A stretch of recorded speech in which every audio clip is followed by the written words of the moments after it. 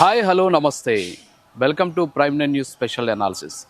ఇవాళ ఆంధ్రప్రదేశ్ రాష్ట్రంలో red book అనే పేరు చెబితేనే వైఎస్ఆర్ కాంగ్రెస్ పార్టీ కలవర పెడుతోంది.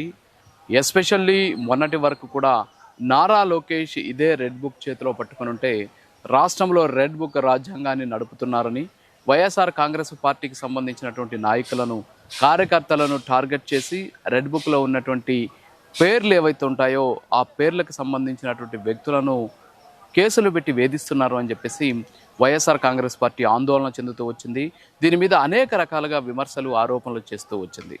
అంతేకాకుండా రెడ్ బుక్ అనేది ఆంధ్రప్రదేశ్లో ఏ విధంగా ప్రాచుర్యం పొందింది అనేది అందరికీ తెలిసినటువంటి విషయమే. ఎందుకంటే ఈ రెడ్ బుక్లో ఉన్నటువంటి అంశాలు ఏవైతున్నాయో వీటి ఆధారంగానే ఆంధ్రప్రదేశ్లో కూటమి ప్రభుత్వం ఎస్పెషల్లీ తెలుగుదేశం పార్టీకి సంబంధించినటువంటి నారా లోకేష్ పాలన సాగిస్తున్నాడు అని చెప్పేసి వైఎస్ఆర్ కాంగ్రెస్ పార్టీ విమర్శలు చేస్తుంది.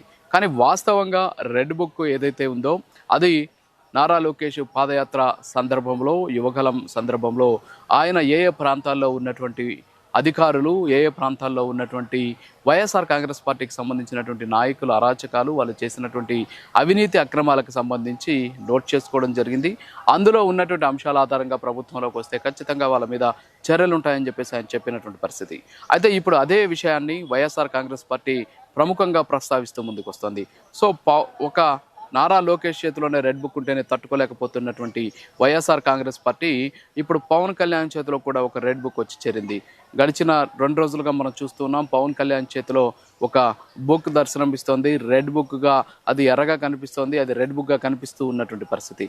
ఇంతకీ ఏంటి పవన్ కళ్యాణ్ చేతిలో ఉన్న రెడ్ బుక్?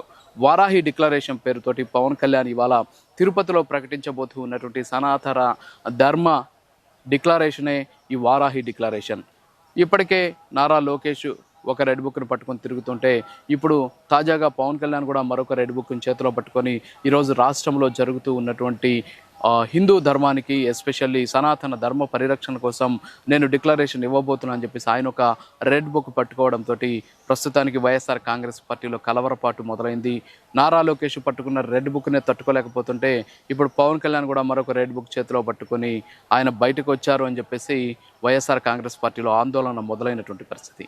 ఇంతకీ పవన్ కళ్యాణ్ చేతిలో ఉన్నటువంటి రెడ్ బుక్ ఏం చెప్తోంది? వారాహి డిక్లరేషన్ ఏం చెప్తోందంటే ఈరోజు రాష్ట్రంలో దాదాపు 219 ఆలయాలను గతంలో ఉన్నటువంటి వైఎస్ఆర్ కాంగ్రెస్ పార్టీ హయాంలో కూల్చివేశారు.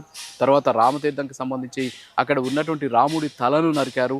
దీంతో పాటు హిందూ దేవాలయాల మీద ప్రభుత్వ పెత్తనంతో పాటు తిరుమల లాంటి ప్రపంచ ప్రఖ్యాత ఆధ్యాత్మిక క్షేత్రంతో పాటు అనేక ఆలయాలలో ప్రభుత్వ పెత్తనాన్ని ప్రోత్సహించి అక్కడ కొంతమంది అవినీతి పరులను అక్రమార్కులను వివిధ కేసుల్లో ఉన్నటువంటి చాలామందిని ఆ బోర్డులో వేసి వాళ్ళ ద్వారా అక్కడ పరిపాలన సాగించడం వల్ల జరిగినటువంటి కుట్రలు కావచ్చు, కుతంత్రాలు కావచ్చు, ధర్మ పరిరక్షణకు జరిగినటువంటి అరాచకాలన్నింటినీ కూడా ఆయన ఇవాళ ప్రస్తావించబోతున్నారు.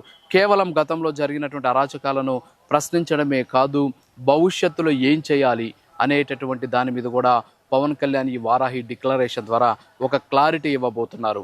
సనాతన ధర్మ పరిరక్షణ బోర్డు ఉండాలి అని చెప్పేసి మొదటి నుంచి చెబుతూ ఉన్నటువంటి పవన్ కళ్యాణ్ ఇవాళ వారాహి డిక్లరేషన్ పేరుతోటి ఆ సనాతన ధర్మ పరిరక్షణ బోర్డు ఏర్పాటుకు తొలి అడుగు వేయబోతున్నారు.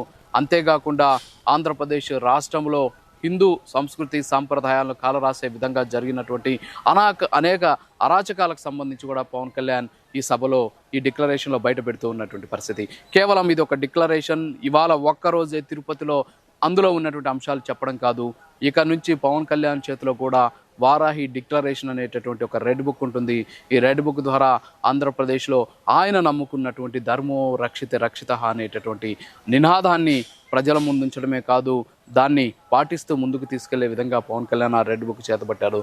ఒక పక్క నారా లోకేష్ ఒక రెడ్ బుక్, మరో పక్క పవన్ కళ్యాణ్ ఇంకో రెడ్ బుక్ చేత పట్టుకొని ఈరోజు రాష్ట్రంలో ఉన్నటువంటి అరాచక శక్తుల పట్ల ఒక పోరాటం చేయడమే కాకుండా రాష్ట్ర ప్రజలకు అవసరమైనటువంటి అభివృద్ధి సంక్షేమంతో పాటు వాళ్ళకేం కావాలి అనేటటువంటి సుపరిపాలన అందించే దిశగా ఈ ఇద్దరు నేతలు పట్టుకున్నటువంటి red book YSR Congress party నేతలకు కంటి మీద కునుకు లేకుండా చేస్తుందనడంలో ఏమాత్రం సందేహం లేదు. ఇది ఇవాల్టి స్పెషల్ అనాలిసిస్. Signing off.